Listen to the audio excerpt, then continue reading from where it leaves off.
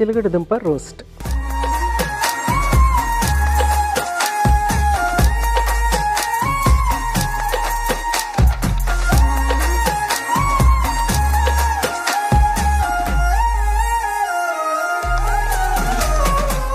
చిలకడ దుంప రోస్ట్కి కావాల్సిన పదార్థాలు ఏంటో ఒకసారి చూసేద్దాం. ఉడికించిన చిలకడ దుంప, నిమ్మకాయ, గరం మసాలా, ఉప్పు, కారం, పసుపు, కరివేపాకు, నూనె. సో అన్నీ రెడీగా ఉన్నాయి. మనము ఇది స్టార్ట్ చేసుకోవటం. ఇది కూడా చాలా సింపుల్. కాదంటే మనం ఫస్ట్ చిలకడ దుంపని బాయిల్ చేసుకుని పెట్టుకోవాలి. అది మోస్ట్ ఇంపార్టెంట్ అనమాట. దీనికి ఏంటంటే మనము ఫస్ట్ మసాలా, వెట్ మసాలా అనేది రెడీ చేసుకోవటం. తర్వాత మనకి ప్యాన్ హీట్ అయిన తర్వాత ఆయిల్ వేసేసి ఈ చిలకడ దుంపని అందులో మిక్స్ చేసుకుని మనం చక్కగా రోస్ట్ చేసేసుకోవటం అనమాట. చాలా చాలా సింపుల్. ఫస్ట్ ఏం చేద్దామంటే ప్యాన్ హీట్ అవుతూ ఉండాలి కాబట్టి మనము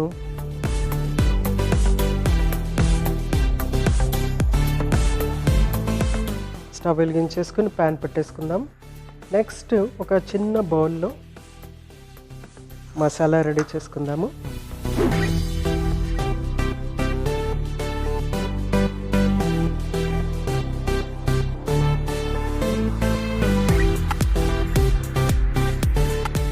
ఫస్ట్ కొంచెం గరం మసాలా పొడి,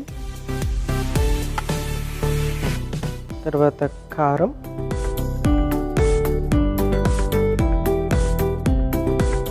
పసుపు,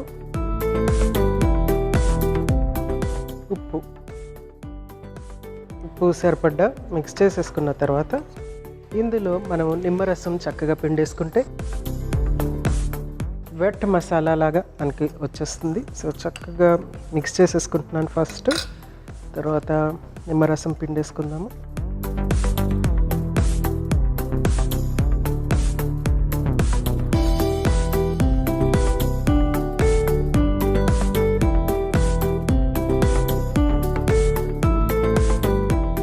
జస్ట్ హాఫ్ నిమ్మకాయ సరిపోయింది. మసాలా రెడీ.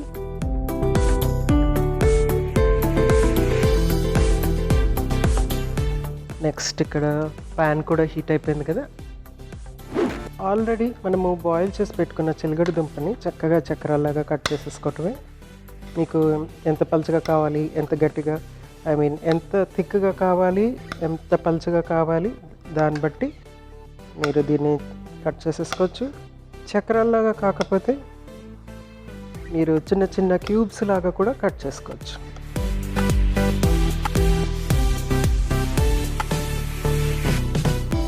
సో కట్ చేసేసుకున్నాను. నెక్స్ట్ ఆయిల్,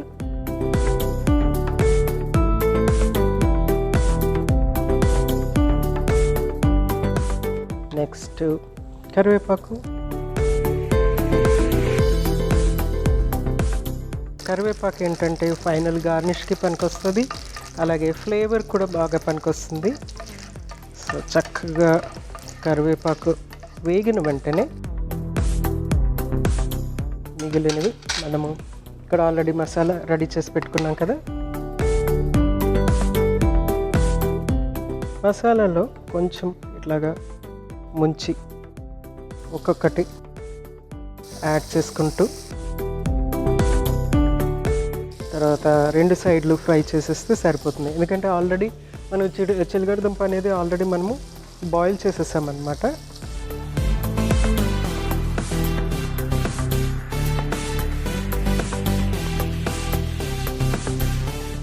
నిమ్మరసం యాడ్ చేసేటప్పటికి ఏంటంటే మనకి చక్కగా ఆ పుల్లదనం కూడా వస్తుంది. చిలకడ దుంప స్వీటిష్గా ఉంటుంది. మసాలా యాడ్ చేసాము, నిమ్మరసము ఉంది, ఉప్పు ఉంది. సో ఉప్పుగా, కారంగా, పుల్లగా, తీయగా ఉంటుంది అనమాట. ఇది చక్కటి స్నాక్ లాగా కూడా పనికొస్తుంది.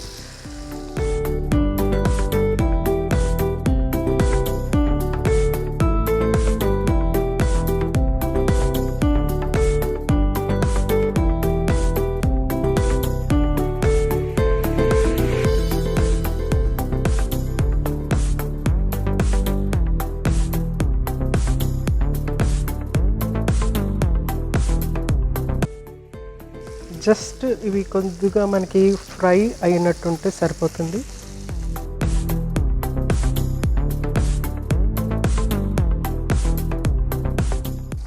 ఒక్కొక్కటి జాగ్రత్తగా తిప్పేసుకోవాలి.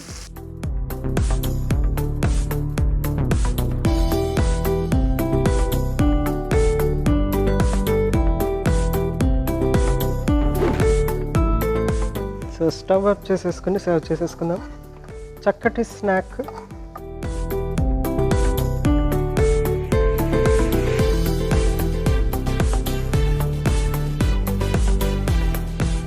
ఎందుకు చక్కటి స్నాక్ అంటున్నానంటే, మామూలుగా మనము చిప్స్ ప్యాకెట్ కొనేసేసి తీసేసుకుంటారు జనరల్గా ఒక స్నాక్ అనగానే. సో ఆ చిప్స్ ప్యాకెట్ కంటే ఇది చాలా చాలా 100 టైమ్స్ బెటర్ అని చెప్పుకోవచ్చు. ఎందుకంటే చిప్స్ ప్యాకెట్ అనేది ప్రాసెస్డ్గా వస్తుందన్నమాట. అదే కనుక మనము ఇంట్లో ఇలా తయారు చేసుకుంటే కనుక అది హోల్సమ్గా ఉంటుంది. సో హోల్సమ్ స్నాక్ ఎప్పుడు కూడా మనకి మంచిదే. సో హోల్సమ్నెస్ ఎందుకు అంటే, హోల్సమ్గా ఎందుకు ఉండాలి ఫుడ్డు అంటే, ఎక్కువ ప్రాసెస్ లేకుండా ఎందుకుండా. ప్రాసెస్ అంటే ఇప్పుడు మనము దీన్ని ఉడకబెట్టడము, వండటము, తొక్క తీయటము, ఇవన్నీ కూడా ప్రాసెస్లో ఒక భాగమే. కానీ అవన్నీ కూడా ఏంటంటే తినటానికి వీలుగా చేసుకునేటువంటి ప్రాసెస్ అనమాట. మరి అల్ట్రా ప్రాసెస్డ్ అంటే దాన్ని బాగా ఒక టెంపరేచర్కి, హై టెంపరేచర్కి పంపించేసేసి స్లైసెస్ చేసేసి రకరకాలుగా చేసేసి ఫైనల్గా ఒక ప్యాకెట్లో పెట్టేసి 6 మంత్స్ అయినా సరే అది సేఫ్గా ఉండేటట్టు చేసి తర్వాత ఎప్పుడు కావాలంటే అప్పుడు తినేటట్టు చేయటం, అది కన్వీనియంట్ ఫుడ్ ఏమవుతుందంటే అది డెఫినెట్గా హోల్సమ్ కాదనమాట. ఓన్లీ కన్వీనియన్స్ కోసం మనం చేసుకునేటువంటి ఫుడ్. కన్వీనియన్స్ డెఫినెట్గా యూస్ఫుల్లే. ఎప్పుడంటే మనం ట్రావెల్ అలా చేస్తున్నప్పుడు కన్వీనియంట్ ఫుడ్ డెఫినెట్గా తీసుకోవచ్చు. కానీ ట్రావెల్ టైంలో కూడా హోల్సమ్ ఫుడ్ అనేది తీసుకోవచ్చు. మనకి దుంపకూరలు అనేవి చాలా హోల్సమ్గా ఉంటాయి. అది ఒక స్టేపుల్ లాగా పనిచేస్తాయి. స్టేపుల్ అంటే మనం రైస్ మనకి స్టేపుల్, వీట్ కొందరికి స్టేపుల్, అంటే అది బేస్ అనమాట, మెయిన్ ఫుడ్ లాగా తింటూ ఉంటారు. చాలామంది కొన్ని దేశాల్లో ఏంటంటే దుంపకూరల్ని స్టేపుల్ లాగా తీసుకుంటారు. ఎందుకంటే దాని నుంచి వచ్చే పిండి పదార్థం కానీ, దాని వచ్చేటువంటి carotenoids, B vitamins, vitamin A, vitamin C plus fibre, ఇవన్నీ కూడా ఏమవుతాయంటే చాలా చక్కగా మన పోషణ అనేది ఇస్తుంది. అట్ ది సేమ్ టైం ఏంటంటే ఎనర్జీ మనకి వెంటనే ఒకేసారి డంప్ చేయదన్నమాట ఎనర్జీ. సో అది కొద్ది కొద్దిగా ఎనర్జీ ఇవ్వటం అనేది జరుగుతూ ఉంటుంది. ఆ హోల్సమ్నెస్లో ఉన్నటువంటి మెయిన్ బ్యూటిఫుల్ థింగ్ ఏంటి అంటే, మనకి ఎనర్జీ అనేది, షుగర్ అనేది వెంటనే రాకుండా కొద్దిగా రిలీజ్ అవుతూ ఉంటుంది అనమాట. అది అరిగే కొద్ది మెల్లమెల్లగా మనకి రిలీజ్ అవుతుంది. అట్ ది సేమ్ టైం ఆ ఫైబర్ ఇవన్నీ కూడా ఏంటంటే గుడ్ బ్యాక్టీరియాని పెంచేటట్టు చేస్తాయి అన్నమాట. స్టార్చ్ ఉండటం వల్ల ఏంటంటే మనకి సాటిస్ఫాక్షన్ అనేది చాలా, మామూలుగా అన్నం తింటే ఎలాంటి సాటిస్ఫాక్షన్ ఉంటుందో అలాగే దుంపకూరలు తీసుకుంటే సాటిస్ఫాక్షన్ ఉంటుంది. కానీ రైస్కి దుంపకూరలకి అట్లీస్ట్ 200 కిలోకాలరీస్ డిఫరెన్స్ ఉందన్నమాట.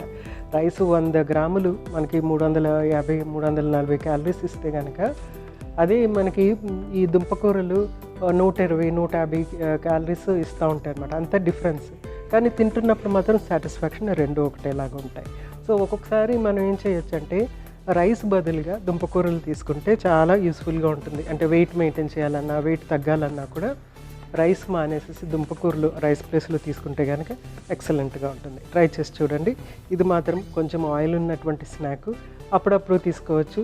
స్పెషల్ డేస్లో తీసుకునేటువంటి స్నాక్, సింపుల్గా అయిపోయేది, పుల్లపుల్లగా ఉంటుంది, కారంగా ఉంటుంది, తీయగా కూడా ఉంటుంది. ట్రై చేసి చూడండి. చిలగడ దుంప రోస్ట్ రెడీ అయిపోయింది. చిలగడ దుంప గురించి మరికొన్ని ప్రయోజనాలు మరొకసారి మీకోసం.